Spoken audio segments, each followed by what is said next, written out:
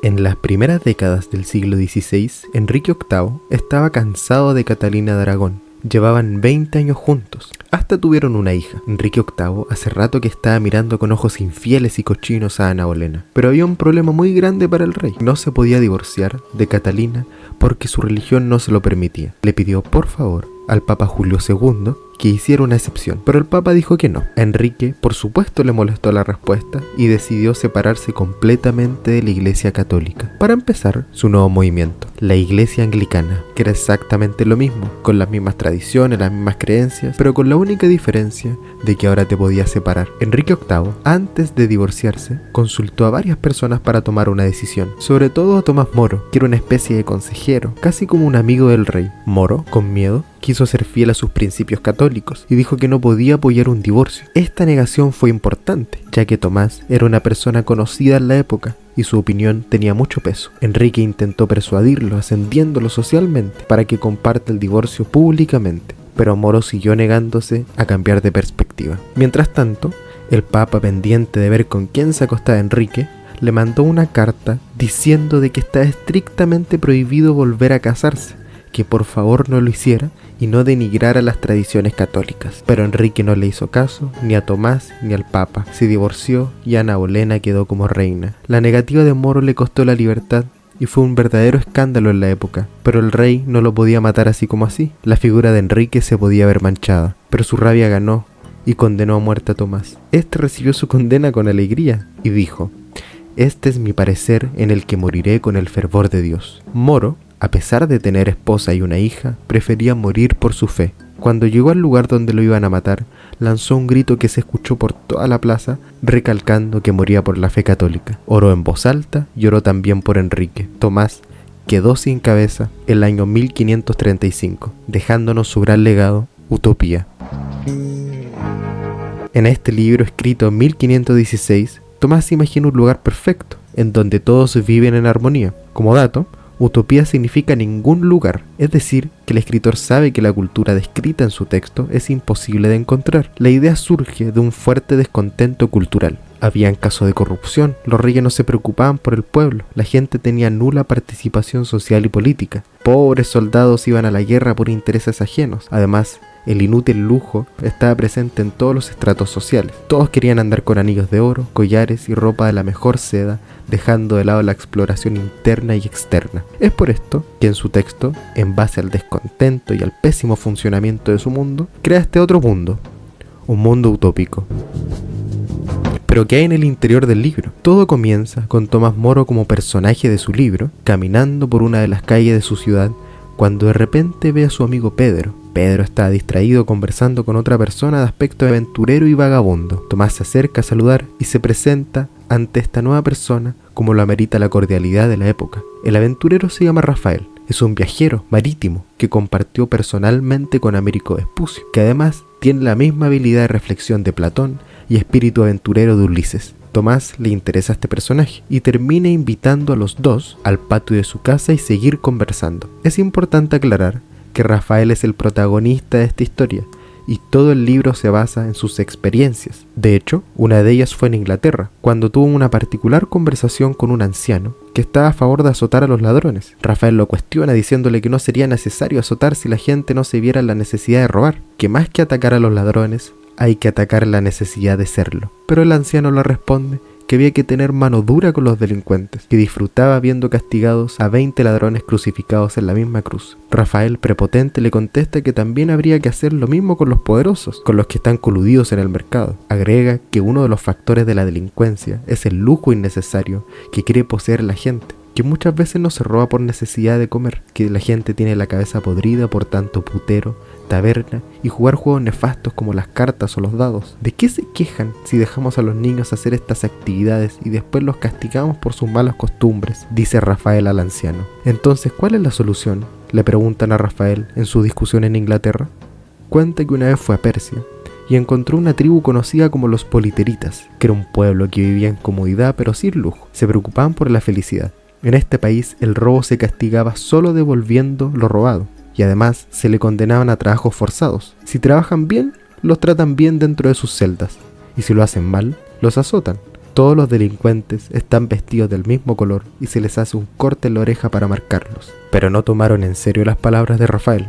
De hecho, le dijo lo siguiente a Tomás, y cito: estaba allí presente un parásito que se hacía pasar por gracioso y lo hacía tan bien que en realidad se convertía en un auténtico bufón. Tan insípidas eran las palabras con que se esforzaba para provocar la risa, que uno se reía más de él que de lo que decía. Entre tanta palabrería aparecían de vez en cuando chispazos de ingenio.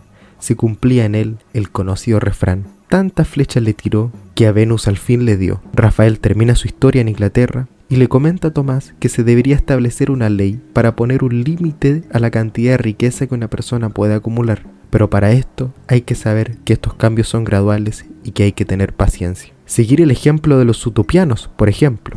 Y aquí recién, luego de 50 páginas, comienza a describir la isla de Utopía, que para el entendimiento del público dividiremos sus características por sección y no por el orden que el libro propone. ¿Cuál era su economía? La riqueza está repartida entre todos, ningún ciudadano tiene una cantidad fija de dinero y la palabra lujo es prácticamente inexistente. Tenían oro en abundancia y lo usaban para cosas prácticas, como por ejemplo para tapizar a los ladrones que rompían el séptimo mandamiento, entregándoles todo lo que intentaban robar para darle el mensaje de que el exceso no tiene sentido. Finalmente, los ladrones terminaban siendo esclavos. Otra forma de ocupar el oro en exceso que tenía esa isla era para adornar a los niños. De esta forma, cuando crecían, creían que la belleza del oro eran simples juegos de infantes. De hecho, cuando llegaba gente de otros países, la población completa de Utopía se burlaba internamente al decir que los extranjeros estaban vestidos como niños al usar joyas en exceso. ¿Cómo era la distribución del territorio?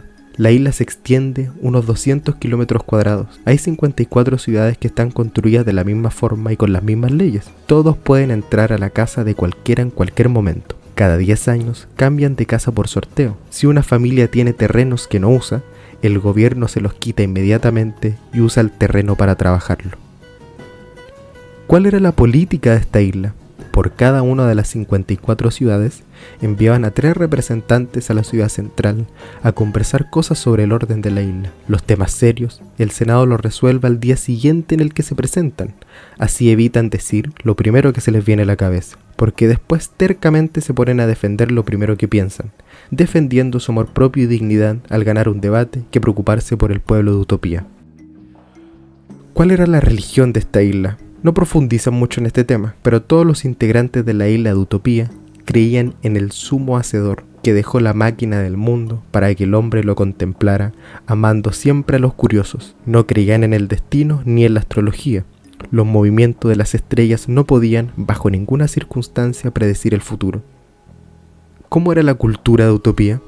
Ellos sembraban trigo y se emborrachaban con vino en las festividades. Si no, solo había agua para beber. Si tenían un excedente de cualquier producción, los regalaban a los países vecinos más necesitados. En sus cultivos, 20 miembros de cada ciudad van a trabajar 2 años en el territorio agrícola, luego volvían a enseñar el trabajo a otros 20 miembros, creando un ciclo sin fin de productividad. Todos se vestían de la misma forma. Además, solo se les permitía tener exclusivamente una prenda. Supuestamente esta prenda protegía del calor y del frío extremo. Su horario laboral era muy distinto. Se levantaban a una hora prudente, ni muy temprano en la mañana ni muy tarde. Trabajaban en un principio solo 3 horas para descansar 2 y luego retomar otras 3 horas para que al final del día tengan tiempo de sobra para compartirlo con su familia. No tienen jefes y distribuyen su trabajo como ellos quieren. En su tiempo libre lo dedican a leer literatura. Los estudiantes tenían un estímulo por el aprendizaje y el que no quería ir a la escuela se dedicaba a trabajar de temprana edad. La educación era para todos y todas.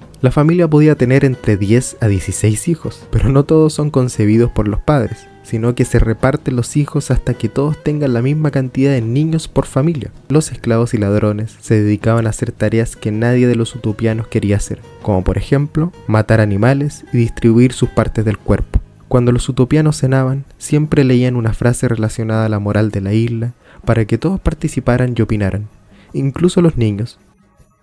Por último, en cuanto a la visión de la mujer, quería agregar esta sección un poco más específica porque hay varias partes que me llamaron la atención al respecto, como por ejemplo, que Tomás Moro en su libro comienza diciendo: que las mujeres se pueden casar desde los 12 años y los hombres desde los 16. Y atención, y ojo a esta dinámica de la isla. La madre tiene que llevar a su hija completamente desnuda para que su futuro esposo, completamente desnudo también, pueda mirarla, y cito, porque existen imperfecciones que pueden esconderse debajo del vestido y que pueden motivar que la mujer resulte odiosa al marido. También se condena a las mujeres que con aceites raros y maquillajes no conservan la hermosura natural. Los sacerdotes del sumo hacedor reciben por esposas a las mujeres más selectas del pueblo. Por último, a final de año, las esposas se arrodillan frente a los maridos y tienen que confesar que no se han portado tan bien como debían y que si hicieron alguna cosa indebida, piden perdón por estas faltas. ¿Cuál es mi reflexión personal respecto a este libro? Que será muy breve. Hay que saber que estas ideas fueron verdaderamente revoluciones mentales. Llama especialmente la atención cómo fue quizás uno de los primeros en cuestionar la propiedad privada, debate que estuvo en boca de todos 200 años después, inclusive hasta nuestra actualidad. Es importante saber que a través de su mundo perfecto se desnuda el imperfecto en el que vivía Tomás Moro, con la corrupción presente en el poder, la ostentación de objetos y el poco interés en la trascendencia intelectual, ocultando reflexiones con el deseo inmediato y con el trabajo arduo, repetitivo e inagotable. Tomás Moro dio incluso otro giro de timón en cuanto a la religión, criticando a los que profesaban la suya, dando a entender que la idea de creer en algo es para explorar la curiosidad y la contemplación del mundo. En cuanto a la visión de la mujer de Tomás Moro en su mundo perfecto, hay tanto que reflexionar y concluir que si llegaste a esta parte del video me gustaría que comentes dejando tus pensamientos al respecto. Muchas gracias por la atención prestada. Nos vemos dentro del siguiente libro.